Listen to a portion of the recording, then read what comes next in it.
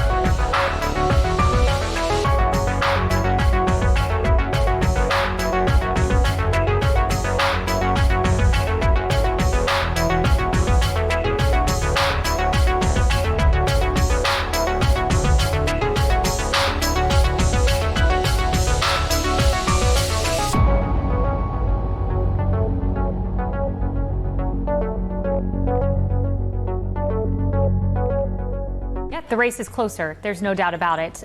When you look at those numbers, you see that. There's also no doubt about the sugar high, as Politico Playbook calls it. The sugar high, meaning that honeymoon period that Kamala Harris is going to get. She got a marginal bounce. We see a close race.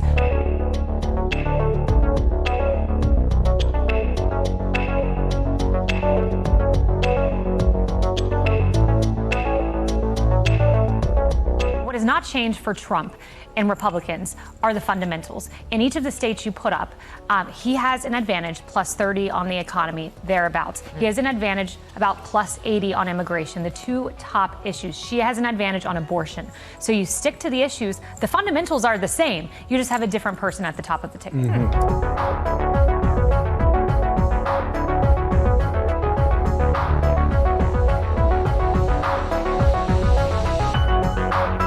I think the sugar high will wear off sooner or later with Kamala. She's made it more competitive, but I don't think she's done enough to beat Donald Trump on policy. I mean, if Trump wants to continue to attack her personality and character, that's okay. Doesn't go anywhere, as a matter of fact. But I think as we learn a little more about Kamala Harris's running mate, this guy, Governor Walz, Pete, scares the hell out of me. He's been to China 30 times. Of course, in Australia, he would be arrested under the Foreign Transparency Act. In America, he'd be very suspicious. You know, who's paying for high school teachers to go to China 30 times in a couple of years? I mean, it doesn't make any sense to me. So they're going to find out a little more about him. They find out he lied about going to Iraq or checking out at the last minute. And of course, we haven't had any heroes. Over-egged his military service, yeah. Well, you know, we haven't had any heroes in the White House. Trump and Biden both had medical exemptions during the Vietnam War.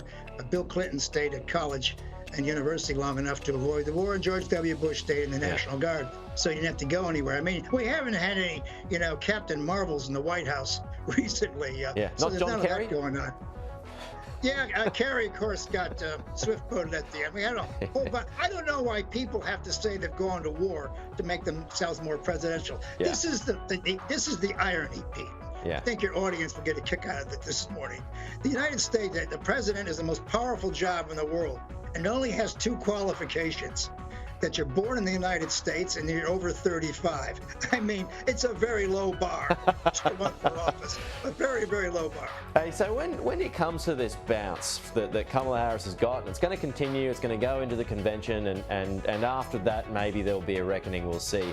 But what's clear to me is that perhaps all these voters, they were just so hungry for somebody who wasn't Donald Trump or Joe Biden. So that's why there is this urge to support Kamala Harris now, and perhaps that'll continue.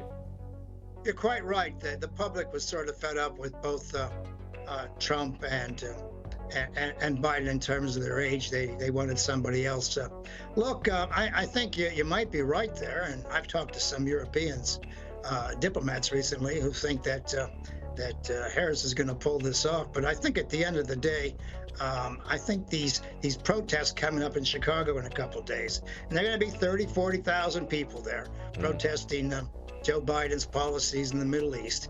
And, you know, it'll be the Arab vote, and there'll be the Muslim vote, and you know, the anti-Israeli vote. I mean, it's going to come out. And of course, Chicago is a place where I grew up. It's you can end a career there at those conventions. And right now, the police are going to have difficulty with the mobs that will be assembling. So I think that will redound to her. And look, whatever President Biden did, she's going to have to explain it to people what she's doing. I mean, you know, she reminds me of that movie about Weekend at Bernie's. She's actually tied to a corpse here, and no matter what she does or how friendly or upbeat she is, and she's got to explain to people his policies and why they failed. And she is, at the end of the day, she is a product of Joe Biden, and Joe Biden is a product of Barack Obama.